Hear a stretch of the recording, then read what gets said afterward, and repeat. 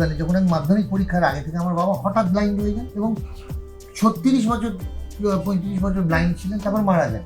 আমার মা heart patient, সুগারের পেশেন্ট, সুগার ফ্ল্যাকচুয়েটিং ছিল। আমার মা সবসময় বলতেন, যেটা সবাই তুমি কী বলো, বলতো আমি ঈশ্বরের কাছে প্রার্থনা করি যাতে আমার আগে তোর বাবা চলে যায়।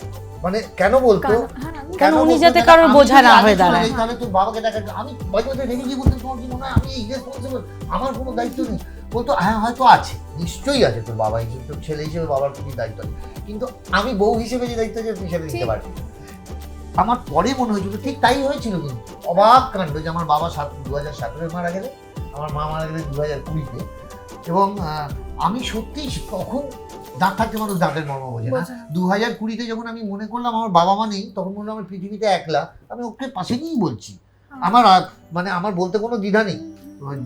কিন্তু আমার মনে হয়েছিল যে মা যেটা বলে গেছিলেন, দ্যাট ইজ লাভ।